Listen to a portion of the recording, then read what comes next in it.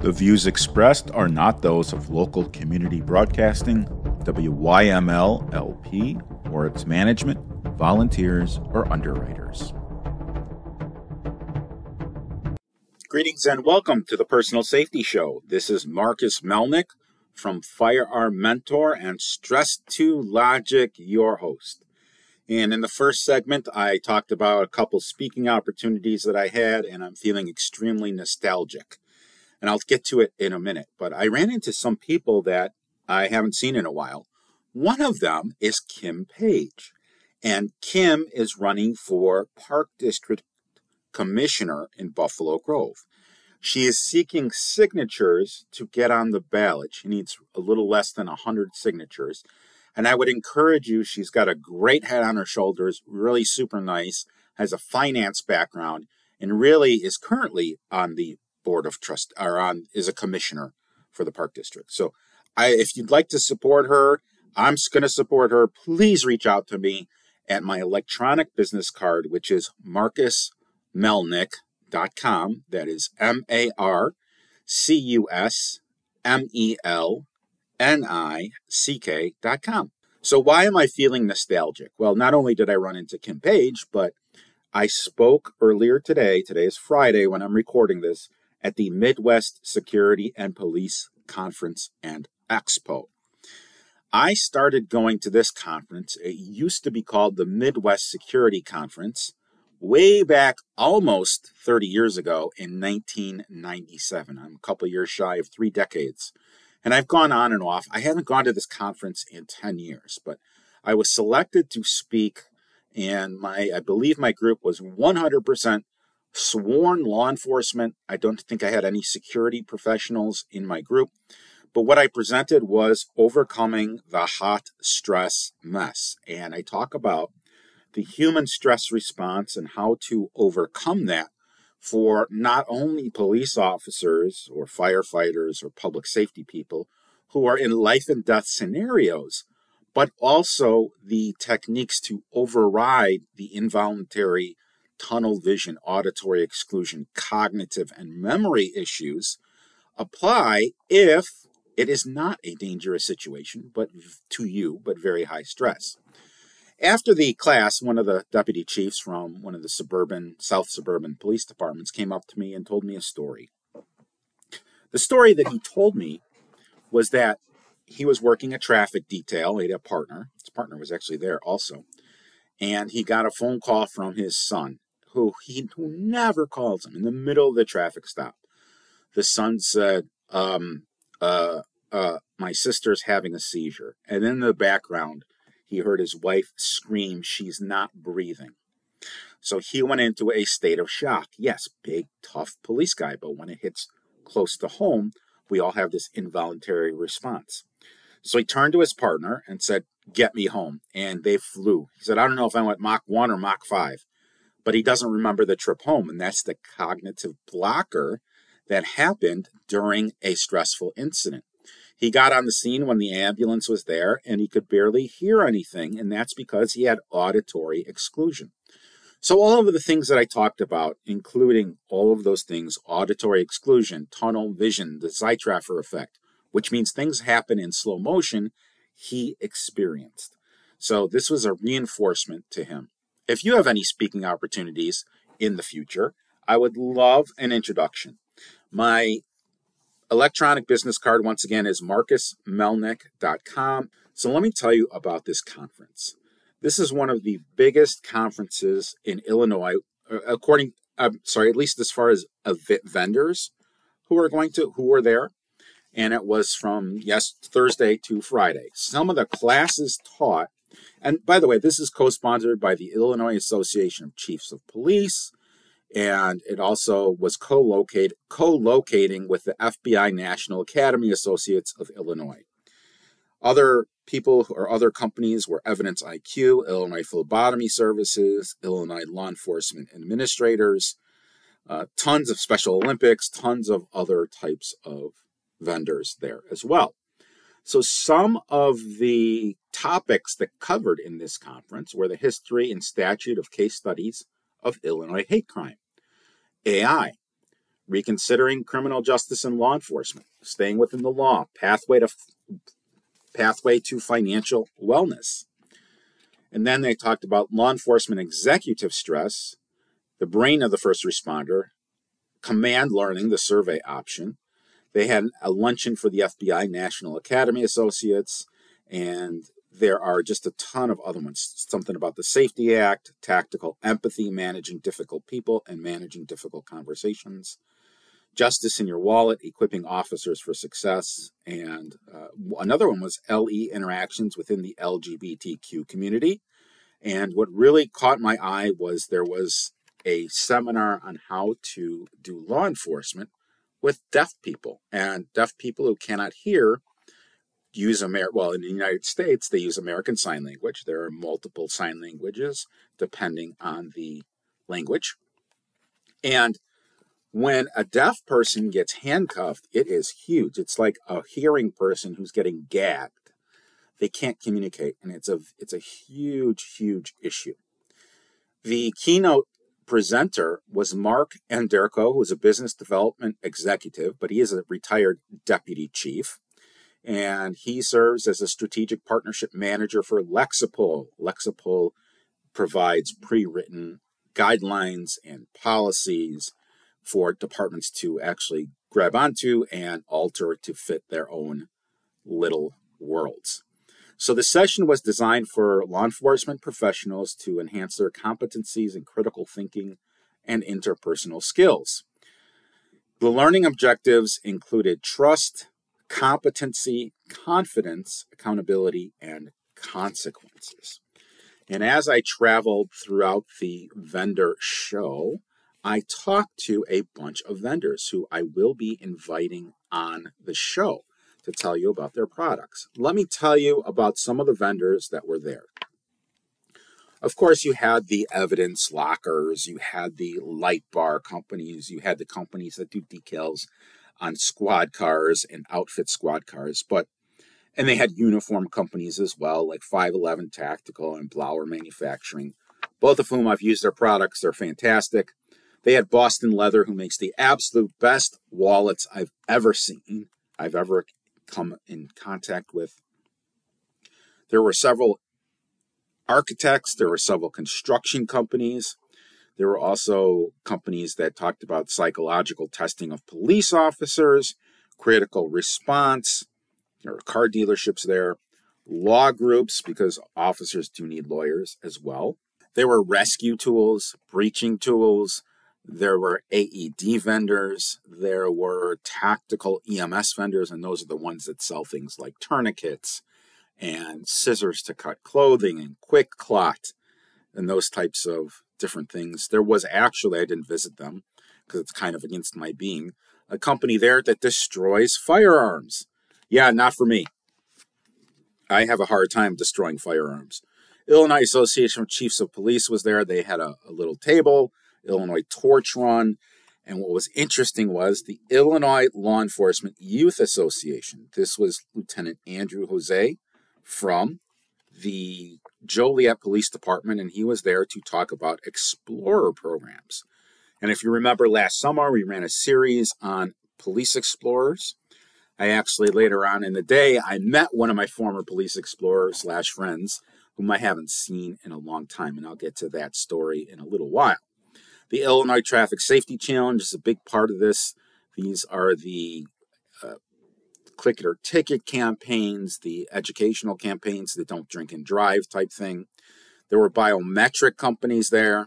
Also, interestingly, they had Northern Illinois Critical Incident Stress Management Team, and these are the counselors that come in after a traumatic incident, after a public safety member faces a traumatic incident, and debriefs them and provides counseling services.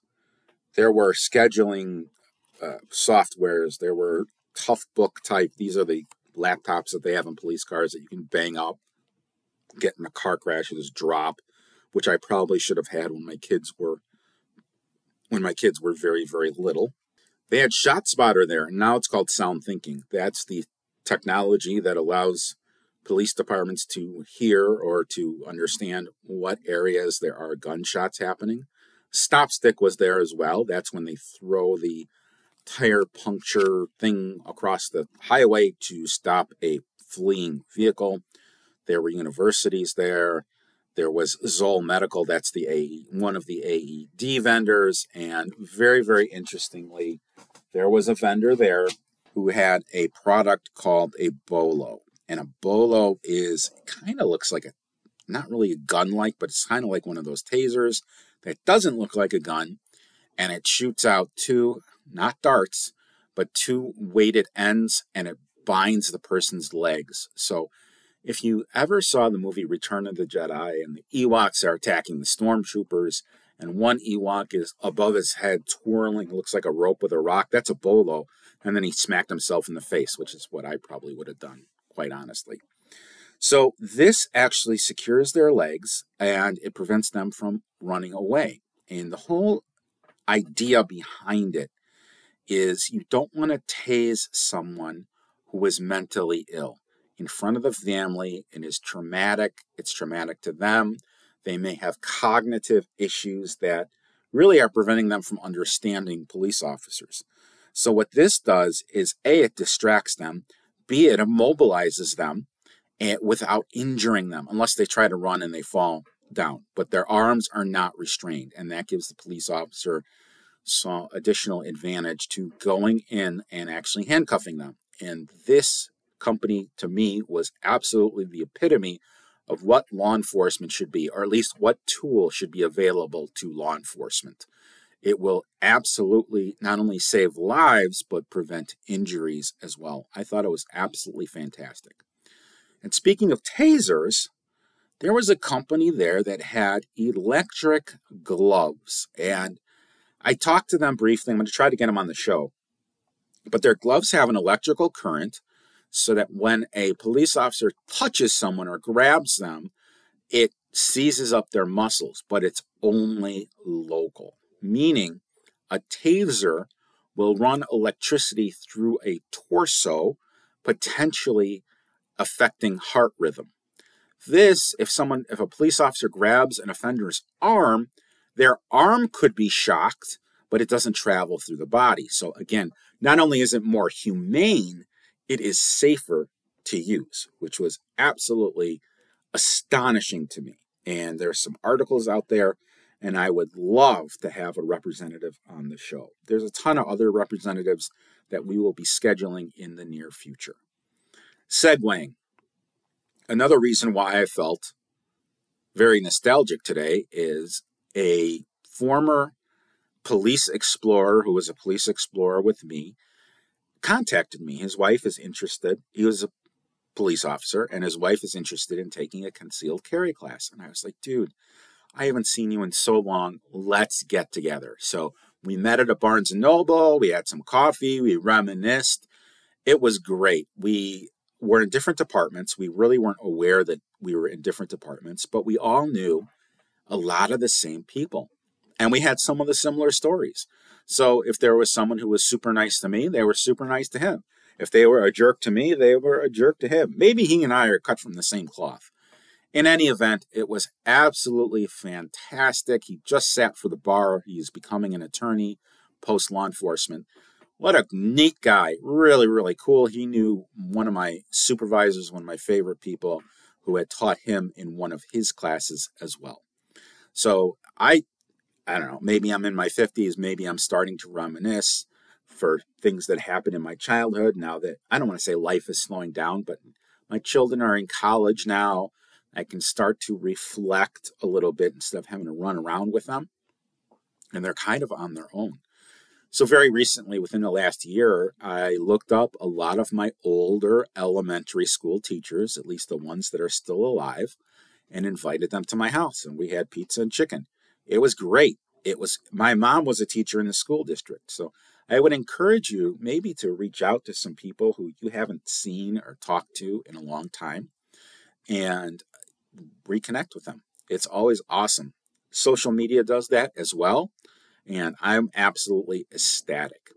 One of the other things I want to bring up at the conference, when you work in law enforcement, you gravitate towards people who you will always respect and you will always be friends with, and also the exact opposite. There are people in law enforcement who you don't want anything to do with later on. And I actually saw some of those people. The great thing is I used to be 120 pounds heavier. Now that I'm 120 pounds lighter, nobody recognized me. So I didn't have to sit and have an awkward conversation. The same thing happened during the pandemic when I had to wear a mask. It was great. Nobody knew who I was. It was wonderful. Sense of anonymity is terrific.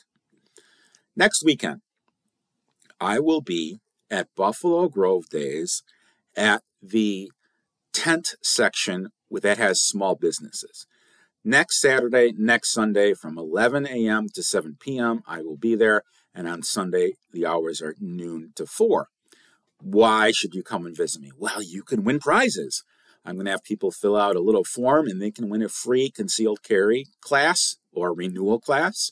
I will have a wheel that you can spin and win different prizes that are quite unique, you can't find in stores, that I've created with my 3D printer that are firearm related, as well as I will be there with my speaking business, which is stresstologic.com.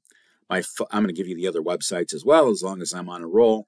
My firearm website is firearmmentor.com, and my classes throughout the end of the year are posted there at firearmmentor.com/classes.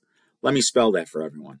firearmmentor.com.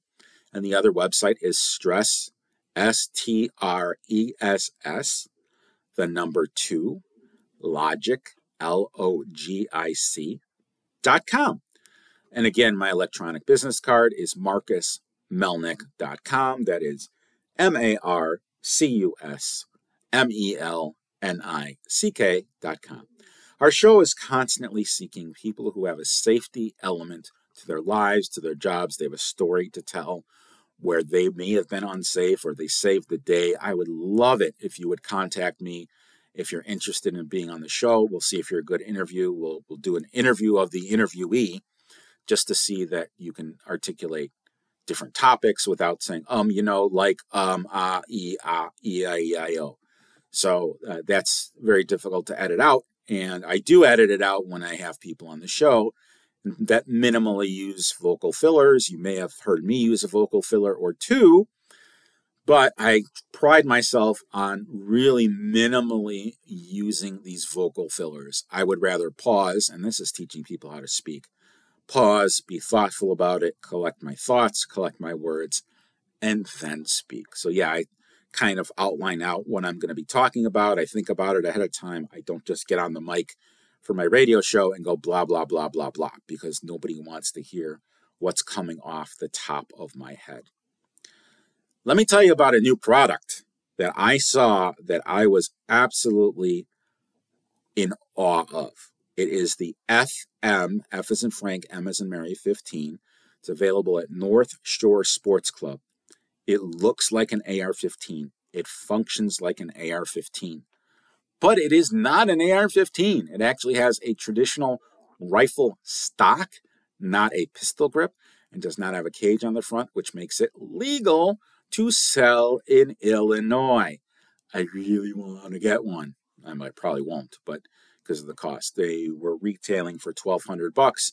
I did contact the company to see if they'd like to be on the radio show. I think it's a genius product. And there are a few other semi-automatic rifles that did not get picked up by PICA, the Protect Illinois Communities Act, or as I call it, the PU Act, because it stinks. We did have the Democratic National Convention here in Chicago this past week.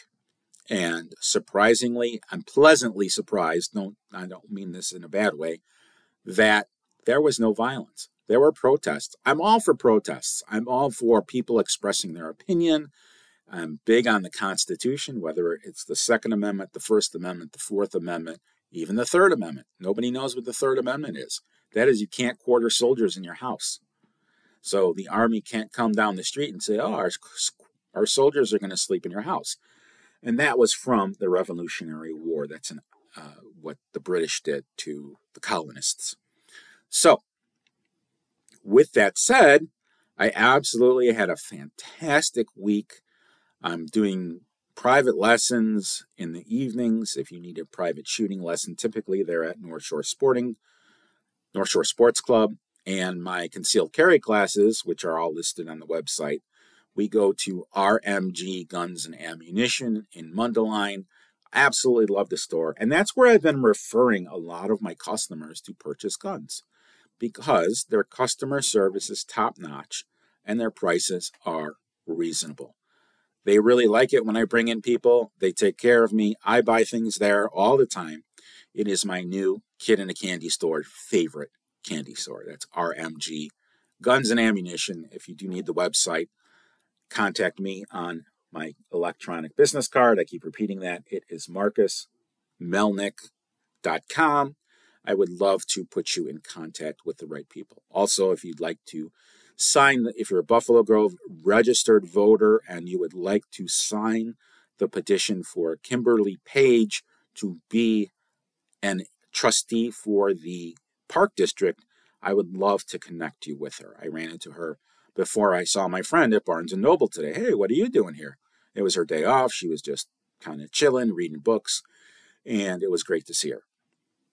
I'd love it if you could help her out. I want to mention politics. So this week we had the Democratic National Convention in Chicago, and I was listening to WBBM radio, and they had a teacher who actually went there, and I think she was from the western suburbs, and she went back to her class, and they asked her questions like, these are little kid questions. Why wasn't Beyonce there? And several other things. So what I really, really liked about this story was that she gave her children an assignment and said the assignment was, forget about the political party. What does it mean to be in a democracy? I thought that was great. That allowed children to really express themselves no matter what their political background is, whether what their family believes. And let's be honest, children typically mock their parents' views, at least when they're younger. Now, my son, who I just moved into college, he was a camp counselor in the summer, and they were all talking politics. And he has an opinion. He didn't want to talk politics, so he gathered all of his kids together, and they were junior high, so they definitely have a wherewithal, and said to them, look, guys, you're just talking about your parents' views. Until you research everything for yourself, don't talk about it, because you're just regurgitating sometimes fact, sometimes fiction, and that put a kibosh on the political speak at camp. I thought that was brilliant. That was absolutely one of the shining moments to take politics out. And I talk politics very, very lightly. I never say what candidate I support. However, I am very, very interested in Second Amendment issues. I'm very interested in foreign policy and in the economy. These are the three things that I think are most important to me. They might not be most important to other people. Other people have different views and different causes that they are passionate about. For example, there are people in the LGBTQ community who are passionate about LGBTQ plus rights. And I'm sorry if I missed a letter or two. While I'm an advocate of everyone expressing themselves, I'm not very deeply involved in some of these different areas. There are people that are anti-gun, and they're very passionate about it. That's their thing. I am the exact opposite of that, but that's okay. It's okay for people to have an opinion and express their opinion to others. That's why I said I am all in favor of protests. I am not in favor of riots or violence. That's why I was very, very pleased with how everybody behaved at the Democratic National Convention. The security was high. The politicians that were there, whether you like them or not, we don't like political violence, but they were well protected. I thought it was great. I did listen to some of the speeches. The speeches were pretty good, but I'm guessing a lot of my listeners are on the opposite side of that fence. I'm not telling you which side of the fence I'm on. I might even be on the middle side. I am in the middle. But I thought that the speeches were great. This election season is going to be very interesting. I would encourage you to take a concealed carry class. I would encourage you to take a first aid class, and I would encourage you to take a CPR class. Why am I doing this? Marcus, you make money off this stuff. Well, I don't make money off CPR. I don't make money off first aid. I do offer it, but typically it's just a pass-through charge I offer to my clients. There are Supreme Court cases that say that the police do not have a duty to protect individual citizens. We saw that during the most recent George Floyd riots, where police officers were not responding.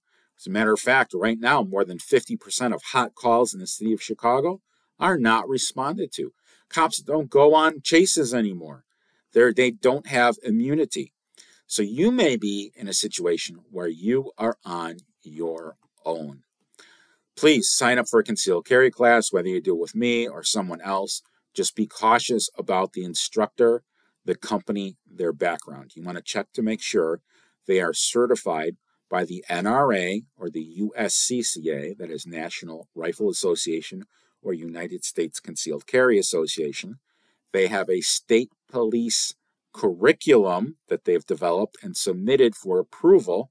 They are recognized by the Illinois State Police as a concealed carry firearms instructor. And then you check cyberdrive.com, which is the Illinois Secretary of State website. You want to see if they have an assumed name, if they are incorporated, because if they're not, they do not afford you the protections that you would get from a company that is incorporated. Hang your hat on one credential or two credentials. I am a minority owned. Okay, big deal. What's the education like? I serve underserved communities. Wonderful. Are you a good instructor? So get referrals. You can always ask me for referrals. I'm in business, so I would love for you to take one of my classes. Hope you enjoyed this episode, and I hope you guys have a safe week and a wonderful start to the Labor Day weekend. We'll be here next Sunday. Thank you. We have monthly concealed carry license CCL classes in the northwest suburbs of Chicago. Dates can be seen at firearmmentor.com/classes. If you have a question, we can be reached at www.firearmmentorcard.com. That is our electronic business card, has all of our contact information and links in it. It's the easiest way to get a hold of us. Until next time, stay safe out there, and I'll see you at the shooting range. This is Marcus Melnick from Firearm Mentor signing off. The views expressed are not those of local community broadcasting, WYML LP, or its management, volunteers, or underwriters.